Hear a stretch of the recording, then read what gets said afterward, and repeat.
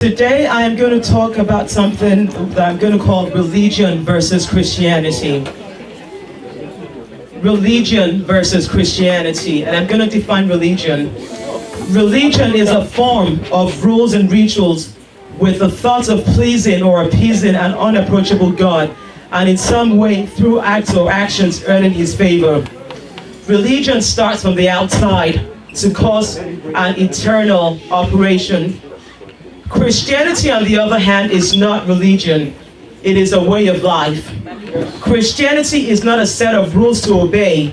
It is a relationship to nourish.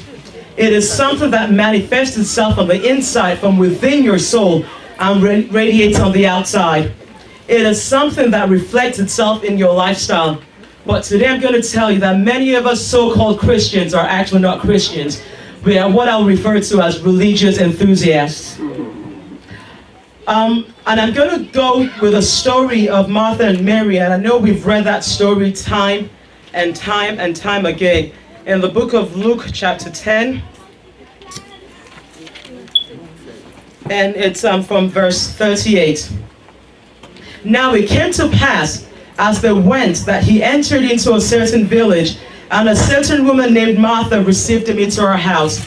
Now, as Christians, this is something we do so easily. We receive Jesus Christ into our hearts.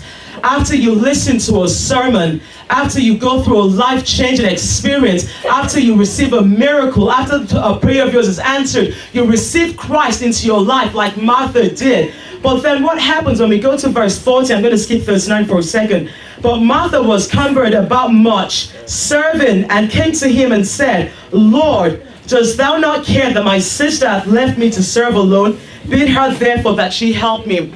When we so-called Christians receive Christ into our lives, you know, when it first happens, like a relationship that just starts with a man and a woman, you're on your best behavior. That love is a beautiful thing. But then you let life take over and things begin to happen. You begin to now become encumbered with all the worries of life. You forget Jesus. You put Jesus aside. Even though technically you say you're a Christian, but your focus has deviated away from Christ. And now your focus is about the worries of this world. Your focus is about the gifts the Lord has given to you. I am a prophet, and that becomes my God. I am a great sermon, and that becomes my God. I am a great counselor, and that becomes my God. But you have forgotten to have a relationship with the giver of the gift, which is Jesus Christ. So you're saying you're a Christian, but what is your relationship life with Jesus like? If you're a Christian, then your life must be a reflection of that. So tell me, are you that person like Martha who, when Jesus came to visit,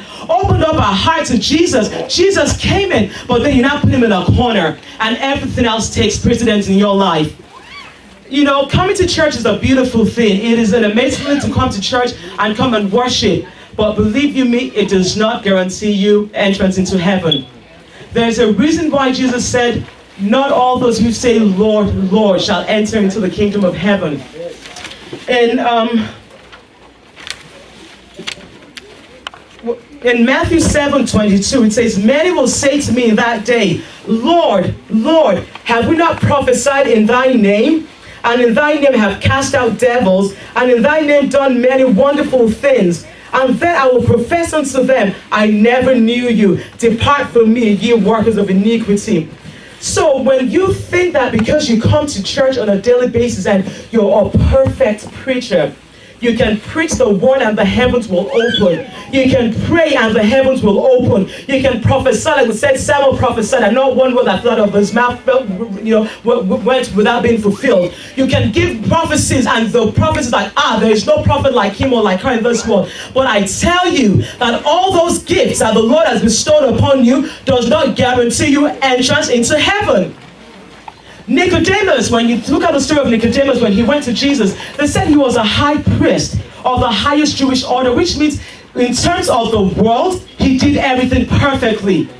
But then he knew that something was missing, and he went to Jesus. And you know, and if we go into the book of, I'm sorry, I am all over the place right now, bear with me. It is in Luke, I think it's,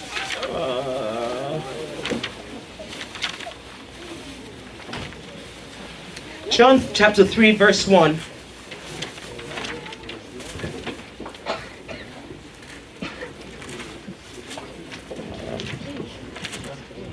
There was a man of the Pharisees named Nicodemus, a ruler of the Jews.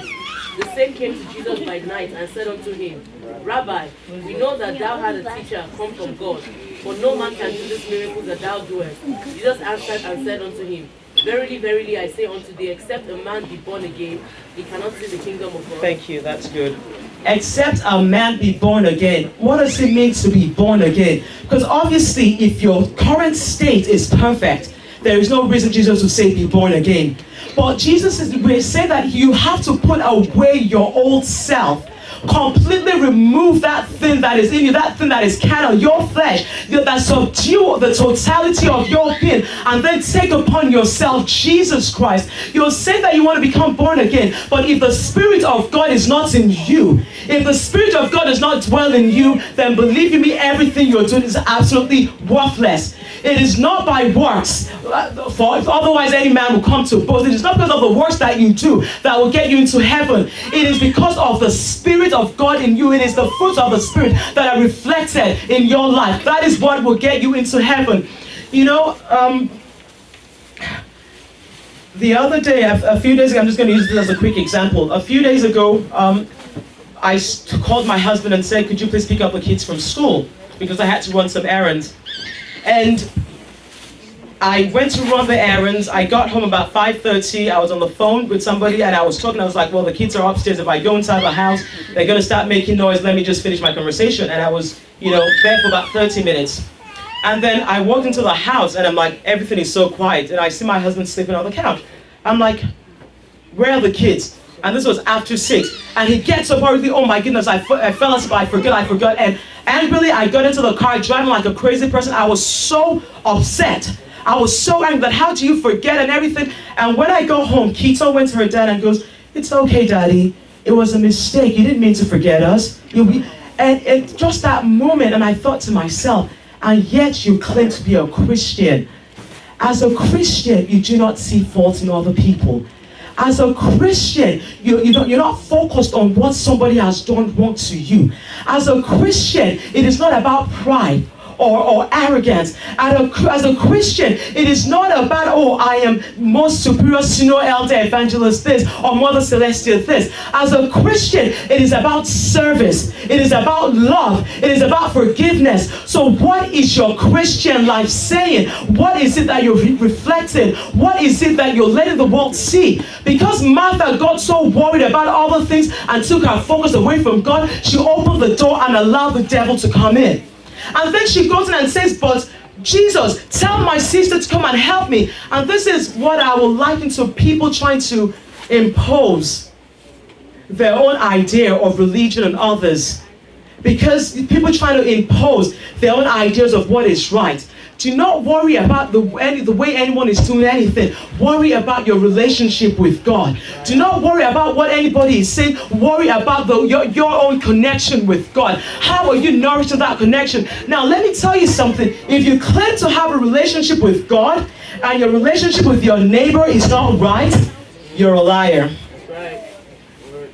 If you say you have a relationship with God and you have not forgiven that person who wronged you, you are a liar. If you claim you have a relationship with God and you're the first one to go backbiting and gossiping and somebody calls you and says, this person did A, B, C, and D, and instead of the person who got the message to say, you know what, just kill it there, you also pick up before you call the person C, D, and E, let me tell you what, you're not a child of God. If your neighbor comes to you hungry and you do not feed that neighbor and you say, don't worry, the Lord will do it, you are not a child of God. Because whatever you do, as the Bible says, that when were you hungry and we did not give you food to eat? Or when were you thirsty and we did not give you water to drink? It said, as long as you have done it to one of this, you have done it to me. So remember that whatever you do to your neighbor, you're not doing it to your neighbor, you're doing it to the Lord Jesus Christ. If you do not forgive, there is no, we don't have a right to want to forgive Jesus. But honestly, it is to Jesus you are doing it. If you say you're angry with somebody and you come to church and that anger is in your heart, prevents you from praying, prevents you from focusing on God, let me tell you, God is not with you. So don't come think that because you're able to give prophecies, don't come not because you're able to preach a sermon and that you now feel that, oh, that is going to take me to heaven. It is not going to take you to heaven. The one thing that will take you to heaven is the one thing that Mary did. She sat at the foot of Jesus and focused on him. When you focus on Christ, nothing else matters. When you focus on Christ, nothing else matters. When you focus on Christ, nothing else matters. I am telling you today, we worry so much about such trivial things. And we worry so much about such things that are just so unimportant when our focus should be heaven. When our focus should be heaven.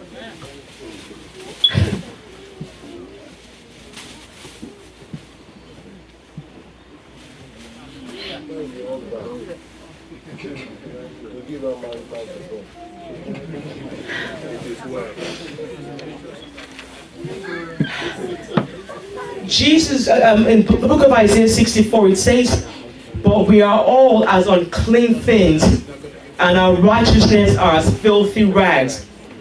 And we all do fade as leaf, and our iniquities like the wind have taken us away. So whatever you think you're doing right now, that you think is so right and perfect, it is nothing but filthy rags before God.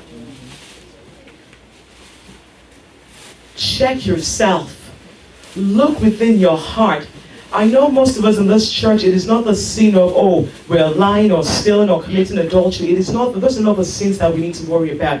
It is those things that are deep in our hearts that no one can see. It is those things that when we get back to our home, to the four walls of our bedrooms or four walls of our house, where no one is there, those sins, that the thoughts of your mind, your feelings towards others, the things you do not do, the things you fail to do, when you know that you're supposed to be doing it, those things that are buried deep within you, those are the ones we need to worry about. The sins of pride and arrogance. I mean, it's like, I am this, and I deserve this, and I deserve that. You are deserving of absolutely nothing before God. You have been called into this world for a world of service, to a duty to serve. You have been called to serve. You have been called to serve. But when you now feel that I am all that and then some, the Lord will relegate you to absolute nothingness. The Lord is saying that bring yourself as nothing. Look upon yourself as nothing. It is not about the I am sitting in the altar. It is not about I have earned all the ranks and everything in this world. It is about the humility in your heart. It is about your submissiveness to God and to man alike. It is about the way you love your neighbor. It is about, because you cannot claim to love God if the ones around you, those you see every day, you do not love. You cannot claim to be of God when your spirit is far away, far removed from God. You cannot claim to be a child of God when all you do is look at people with such hate in your heart, with anger, with the spirit of unforgiveness. If you do not forgive, if you continue to remain angry, let me tell you today, your prayers will not be answered. Don't let anyone lie to you. David said that if any iniquity had been found in my mind, in my heart, then my prayers would not have been answered. So you're thinking, why are my prayers not being answered? And people are saying, oh, the enemy that is standing in the way of my prayers, Father, Lord, destroy. Be careful when you say those prayers, because you may very well be the enemy standing in the way of your own prayers. If your heart is not right before God, your prayers will not be answered. And I know that we're human and we fall. And it is okay to fall. But then what is in your heart? You see, is that the willingness to get up and fight to be better? We know that we cannot be as perfect as Jesus Christ. It is impossible. But when you fall, what are you doing to pick yourself back up? Are you like that dog that keeps going back to its vomit? Well, they say we've been saved by grace, so I can do whatever I please. No way. Get it right with God today. If there's anybody that has wronged you, because somebody may have wronged you, they may not have known that they've wronged you, but you're going around carrying this anger in your heart. And believe you me, it is not affecting the person that you're angry with, it is affecting you carrying around that anger. And that anger keeps eating up at you and eating up at you, and it does not allow you to focus on Christ. It does not allow your blessings to come to you. If there's anybody in your heart that you're feeling any anger or animosity towards, today I call upon you, go and resolve that problem. If there's anybody that you feel you need to forgive or that whatever, go to that person today and quench whatever that problem is. There is no reason for us to lose salvation. Do not think you're coming to church is going to take you to heaven. You can be the greatest prophet in this world. You can be the greatest permanent in this world. But if your heart is not right with God, if your heart is not right with man, then there is no way you're going to get into heaven. Keep your focus on God, as Mary did. When Peter kept his focus on Christ, he was able to walk on water. But the moment his focus went away from Christ, he began to sink.